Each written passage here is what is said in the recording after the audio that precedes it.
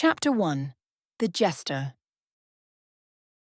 Yvonne was sold when she was 6, which was honestly one of the better things that had happened to her up to that point. The travelling performers paid 3 silver coins for her, which was, she learned later, about what you'd pay for a decent chicken. Her mother had cried. Not about the selling, about the price. 3 silver felt insulting for a daughter, even an extra one you couldn't afford to feed. Yvonne didn't cry. She was already learning that crying didn't fill your belly or keep you warm, and the troop had a wagon with actual walls and blankets that didn't have more hole than fabric. The troop leader was a man named Peter, who juggled fire and told terrible jokes. His wife Adele walked the rope and had arms like a blacksmith. They had 2 sons, both acrobats, and a daughter who played the lute and sang like honey dripped in starlight, or at least that's what the crowd said. Yvonne thought she was slightly sharp on the high notes, but nobody asked a 6-year-old sold for chicken price her opinion on musical matters. They were kind. That surprised her. Peta didn't hit. Adele made sure she ate. The boys taught her to tumble and only dropped her twice, both times onto something softish. "You're small," Peta said, studying her with the critical eye of a man assessing livestock. "And you've got quick hands. You'll learn to juggle." She learned to juggle. She also learned to walk the rope, to tumble, to slip through a crowd and lift a purse without the mark noticing until she was 3 streets away. That last one, Peta said, was just for emergencies, but he taught it thoroughly, which suggested emergencies happened more than he preferred. By 8, she could keep 4 balls in the air while walking on her hands. By 10, she could do it while reciting bawdy limericks that made grown men blush and their wives smack them. By 12, she'd learned that being a girl travelling with a troupe of performers was dangerous in ways that had nothing to do with falling off ropes. "Cut your hair," Adele said. Not unkindly, practically. The way you'd tell someone to duck before they walked into a doorframe. Yvonne cut her hair. "Bind your chest if it starts growing." It didn't, particularly. Yvonne remained resolutely straight, up and down, like a boy who hadn't quite figured out what growing up entailed. This was a relief to everyone. "Tell them you're a eunuch," Peter said. "Cut young. It explains the voice, the face, keeps the wrong kind of attention away." So Yvonne became a eunuch at 12, which was a full 2 years before most boys managed it, and considerably less painful. The voice helped, high and clear.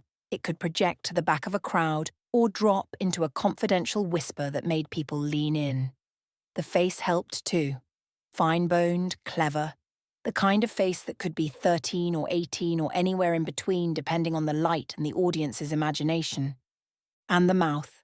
Gods, the mouth helped most of all. "Why did the Lord's son bring a ladder to the tavern?" she'd call out, tumbling through the crowd. "Someone would bite, they always bit. He heard the drinks were on the house." Groans, laughter, coins in the hat. But that was the easy part. Any fool could remember a joke. The real skill was reading a room, knowing when the blacksmith in the corner needed mockery to prove he could take it, when the miller's wife needed sympathy disguised as humour, when the minor noble slumming in the common quarter needed his dignity pricked just enough to make him feel like he was being a good sport. Yvonne learned to read rooms the way sailors read weather. She learned to read people the way scholars read books.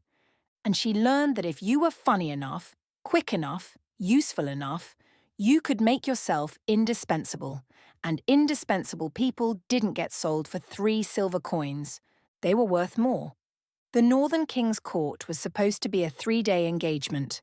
Perform at the festival, collect the fee, move on before the autumn rains made the roads impassable. Yvonne was 14. She'd been with the troupe for 8 years. She could juggle knives, walk the high rope in a windstorm, and deliver a cutting observation about a man's character while doing a backflip. She was good. She knew she was good. The king knew it too. He watched all 3 performances. Not the way nobles usually watched, that glazed, polite attention that said they were thinking about taxes or mistresses, or whether the peacock would be properly seasoned at dinner. King Torvin watched the way a merchant watches scales, weighing value. On the third day, he sent for Peter. "The eunuch," the king said, not asking, stating. "The one with the sharp tongue." Peter came back to the wagon looking like a man who'd been asked to calculate impossible sums. "He wants to buy you." Yvonne stopped oiling her juggling balls. "No. He's offering 50 gold. The balls slipped. One rolled under the wagon. Yvonne didn't retrieve it. 50 gold. 50. That was a house, a farm, 3 years of good living for the whole troop.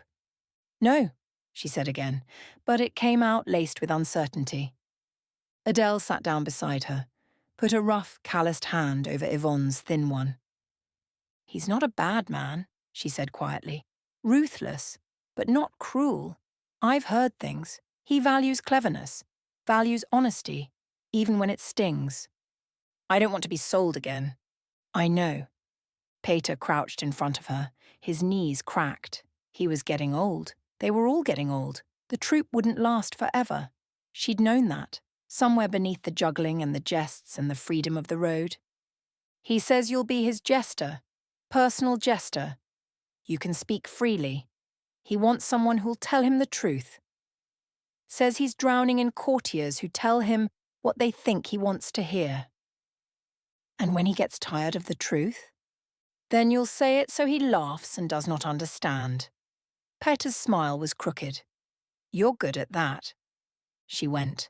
Not because she wanted to, because 50 gold bought the troop a home in actual buildings instead of drafty wagons, because Adele's cough had been getting worse, because the boys wanted to settle down, maybe buy a tavern, stop risking their necks on ropes and makeshift stages, and she could make all that possible. She felt she owed them the chance. She went without fear because skilled people were useful, and useful people survived. King Torvin was old, though not as old then as he was now 10 years later. Tall, imposing, the kind of man who filled a room just by being in it. His hair had been iron grey then, his back straight, his eyes sharp as broken glass. He looked at her the way he'd looked during the performances, weighing, calculating. "You're a girl," he said. Not a question. Statement. Yvonne's heart dropped into her boots, considered fleeing through the soles. "The eunuch story is good," the king continued. "Very convincing, but you were bleeding through a little on the last performance. I've buried a wife and raised a daughter. I'm not ignorant." Silence. He continued, amused. "Also, you threatened to geld the drunk lordling who grabbed at you, which suggests a personal investment in the concept that most eunuchs lack." Yvonne said nothing. There was nothing to say. He knew. Arguing was pointless. Perhaps it was better this way. He knew what he was buying from the start. "I don't care," the king said, "about the girl part. I care that you're clever, that you're quick, that you told Lord Hastings his new doublet made him look like an overstuffed partridge. And you did it in verse." And he laughed. He leaned back in his chair. "I need someone who can tell me the truth. Everyone else here is too afraid or too ambitious. You're neither. You're just practical. I respect that." "You want a jester?" "I want a mirror. Funny is a bonus. Honest is required."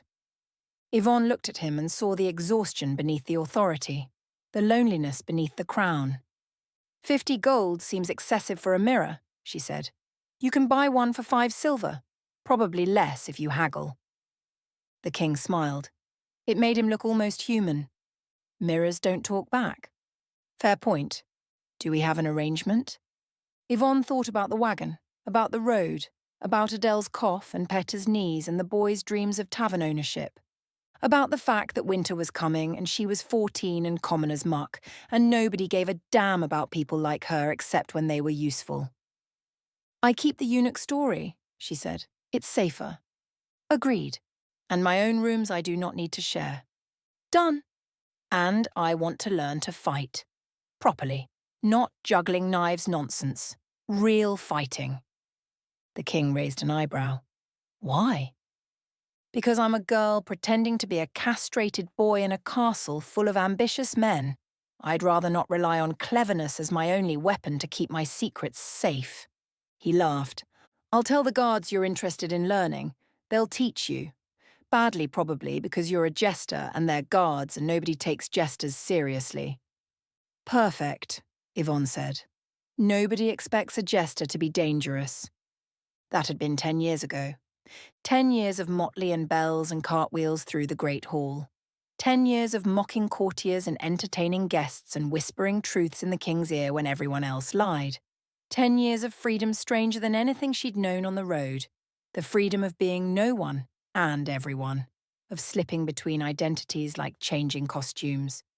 The jester in motley, all bells and performance, the servant in plain dress, invisible and ignored, the girl in boy's clothing when she needed to move unremarked. The king had kept his word. She had her rooms, small but private. She had his protection. She had access to everywhere and everyone because jesters were furniture, essentially. Decorative, harmless. She'd made herself indispensable, and the guards had taught her to fight. "Show me how you hold it," Sergeant Brennan had said that first day, barely hiding his smirk. Yvonne had held the practiced sword like a dead fish. Wrong grip, wrong stance, wrong everything. No, like this. He'd shown her, patiently. The way you'd teach a child, she'd botched it, spectacularly. Made them laugh, and watched, carefully. The way you learned tumbling, by watching, by feeling, by doing it wrong until your body understood right. They never knew they were teaching her. She was just the jester, amusing herself with swords too heavy for her skinny arms. They showed her, corrected her, demonstrated techniques while she flailed adorably. She practiced at night, in her rooms, in empty corridors, in the armory when everyone slept. By 16, she could disarm most of them. By 18, she could put them on their backs. By 20, she stopped asking for lessons because there was nothing left they could teach her. She was 24 now, and very, very good. Nobody knew. That was the beauty of it. The jester was harmless, quick with words, not weapons. Yvonne intended to keep it that way. The lakes were beautiful in midwinter, all glittering ice and evergreen trees. The king had come to visit his brother, Lord Redder, and brought Yvonne because he always brought Yvonne. She was furniture, useful furniture with ears and eyes and ability to climb any wall. Lady Lyanna was here too, Lord Redder's wife, gracious and clever and exactly the kind of woman who noticed servants and jesters existed as people.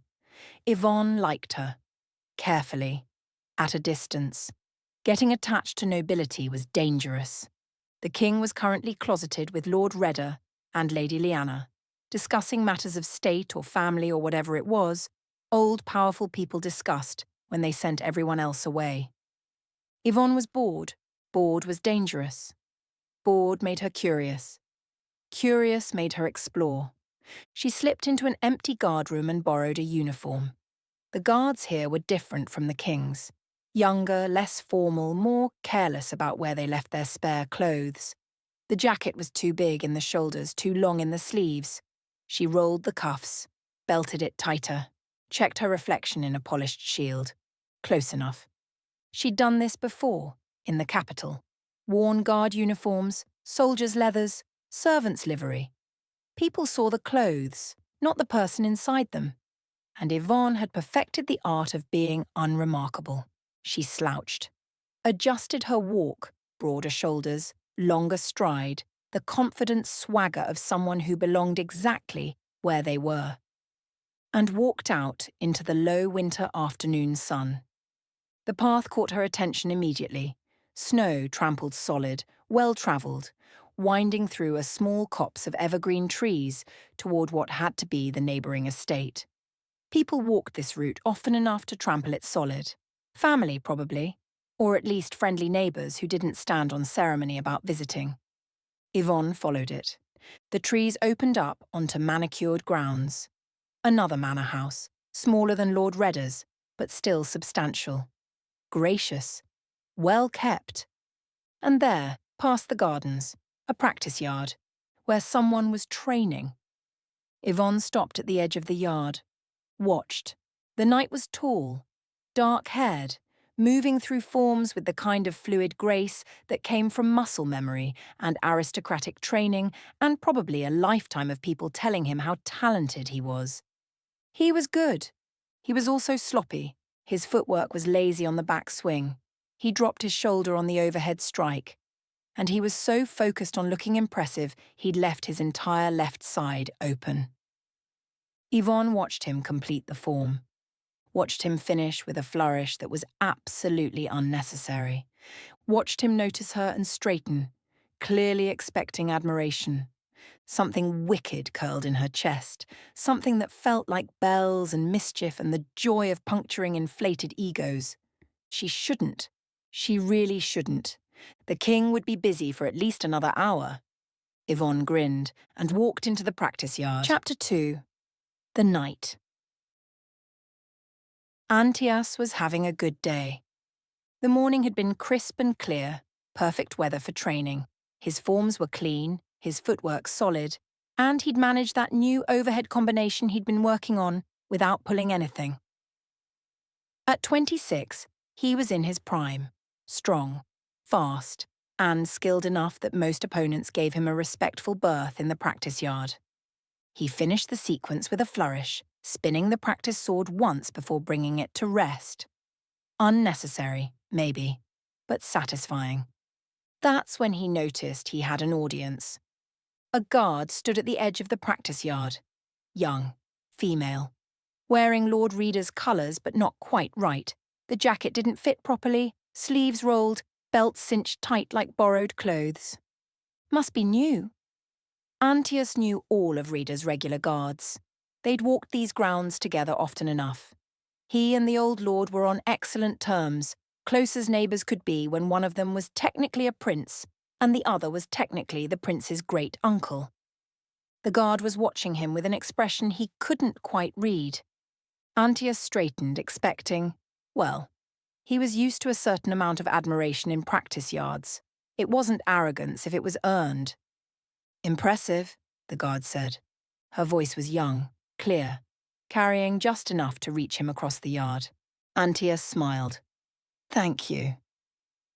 I particularly enjoyed the part where you left your entire left side open. The smile froze. And the footwork on the backswing, very creative. Most people don't try to fight while simultaneously preparing to fall over. Antias blinked. What? Though I'll admit, she continued, walking closer with the kind of loose-limbed confidence that suggested she'd never been properly terrified of nobility in her life. The finale was inspired. Nothing says skilled swordsman quite like unnecessary spinning. Very intimidating. To butterflies, maybe small birds. There was a pause while Antias's brain caught up with the fact that he was being mocked. Openly. By a guard he'd never met. By a girl who looked about his age, maybe a bit younger, and had the audacity of someone who'd never faced consequences a day in her life. My footwork, he said slowly, is fine. Your footwork is sloppy. I've trained with the best instructors in the north. Then they were very polite liars. Understandable given the whole prince thing. Nobody wants to tell royalty they move like a drunk cart horse. Antias felt his jaw drop. Actually drop. Drunk cart horse. Too harsh? She tilted her head, considering. You're right. That's insulting to cart horses. They have excellent balance. Words were happening. None of them useful. Also the shoulder drop on the overhead strike. You're telegraphing that move so clearly you might as well send a herald ahead to announce it. Antias found his footing. Barely. You think you could do better? I think I could do better blindfolded with my offhand. Prove it! The words came out sharper than he'd intended. But gods, the sheer nerve of this girl, appearing from nowhere, insulting his form. She grinned. It was not a nice grin. It was the grin of someone who'd just gotten exactly what they wanted. Delighted. She picked up a practice sword from the rack, tested the weight, spun it once. Casually, efficiently, nothing showy about it. Antias settled into his stance. He wasn't going to hurt her, obviously. But maybe he'd demonstrate exactly how sloppy his footwork was when he disarmed her in under a minute. She moved. Later, trying to reconstruct what happened, Antias would fail completely. She came in low and fast, inside his guard before he could adjust. Something hit the back of his knee, her foot probably, and his leg buckled. He tried to compensate, bring the sword around, but she was already there, practice blade catching his wrist just hard enough to sting. His sword dropped. Then she kicked his other leg out from under him, and he went down hard onto the packed earth of the practice yard, flat on his back with the wind knocked out of his lungs and his brain trying to catch up with his body. 3 moves. She'd put him down in 3 moves. The practice sword hovered above his throat for one mocking moment. Then she lowered it, stepped back, and laughed. It was a bright, delighted sound, like she'd just won a bet with herself. "Better work on that footwork," she said. And ran, not walked. Ran. Bolted toward the trees like a deer who'd just realized the hunter was awake, before Antias could even get his breath back, before he could get up, before he could do anything except lie there on his back staring at the sky and trying to understand what had just happened. When he finally sat up, she was gone. Antias found Lord Reda in his study, reviewing accounts with the expression of a man who wished numbers would behave more reasonably. "Uncle." Reda looked up, smiled, set down his pen with visible relief. "Antias. Finished terrorizing the practice yard?" "Who's the new guard?" "What new guard?" "Young, female, brown hair, borrowed uniform. Just put me on my back in 3 moves and ran off before I could get her name." Reda's eyebrows climbed toward his hairline. "Put you on your back?" "In 3 moves." "Impressive." "I'm aware. Who is she?" Reda spread his hands. "I have no idea. I haven't hired any new guards. Certainly no one female." Antias felt something sink in his chest. "She was wearing your colours." "Then she borrowed them, like you said." Reda leaned back, looking far too entertained. "Though the king visited earlier, brought his usual entourage. Could be one of his people." "The king?" "Of course. The mystery guard was from the capital. From his grandfather's court." Antias's brain immediately began calculating travel time. He could leave tomorrow. Be at court in 4 days if he pushed. Find her. Get her name. Possibly get an explanation for why she'd mocked his footwork and then fled like a criminal. Possibly get her to put him on his back again because that had been... He was not thinking about that. "Speaking of the king," Reda said, watching him with the expression of a man who could read minds and found the results hilarious. "He left a message for you." "Did he?" "There's a tournament during the spring festival, 3 months from now. He thought you might be interested in attending." Antias's enthusiasm dimmed immediately. "He wants me at court." "Sooner rather than later, yes." Sooner rather than later meant the king had an agenda. The king always had an agenda. And his agenda regarding Antias had been consistent for the past 5 years. Marriage. Every visit turned into a parade of eligible ladies, daughters of lords, sisters of knights. Once, memorably, a duchess who'd looked at Antias like a housewife assessing cuts of meat, and found him acceptable but overpriced. He'd managed to avoid all of them. Politely, firmly, with the kind of skillful evasion that came from practice and desperation. But the king was getting less subtle and less patient. "He's going to try to marry me off again," Antias said flatly, almost certainly.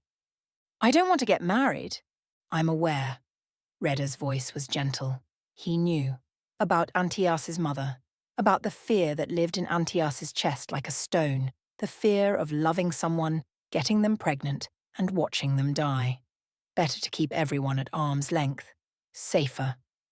Antias slumped into a chair, ran his hands through his hair. A tournament. 3 months away. The king would have 3 months to line up candidates. To pressure. To remind Antias that he was a prince, technically. And princes had duties. Gods. Then something occurred to him. A slow, creeping thought that felt almost like hope. If he found the mystery guard, if he courted her, the king might actually approve. Not because he wanted Antias to marry a common guard, but because Antias courting anyone would prove he was capable of it. And if the king pushed for someone more appropriate, someone noble, Antias could dig in his heels, point to the guard, say he'd chosen. The king was ruthless, but he wasn't unreasonable. If Antias showed actual interest in marriage, even to someone completely unsuitable, it might buy him time, breathing room, maybe even get his grandfather to back off entirely. And if he happened to enjoy spending time with a woman who could put him on his back in 3 moves and had the mouth of a tavern wit and the audacity of someone who'd never learned proper respect for authority, well, that was just a bonus. Antias straightened. When does he expect me? Reda smiled. Whenever you can manage, though I suspect immediately would not go amiss. Then I'll leave tomorrow. To find your mystery guard? To attend my grandfather's court, Antias said primly, as a dutiful grandson, and his knight should. Of course, the fact that there's a woman involved is purely coincidental. Entirely coincidental. You're smiling. I'm always smiling, I'm charming. People tell me this constantly. People lie to princes. Then it's a good thing you're not people, uncle. Reda laughed. Go pack. And Antias? Yes? Try not to lead with your left side when you find her. I'd hate for you to embarrass yourself twice. Antias threw a cushion at him. Reda dodged it, still laughing, and Antias left to pack for court, feeling lighter than he had in months. He had a mystery to solve. And if solving it happened to irritate his grandfather's matchmaking plans, well, that was just excellent planning.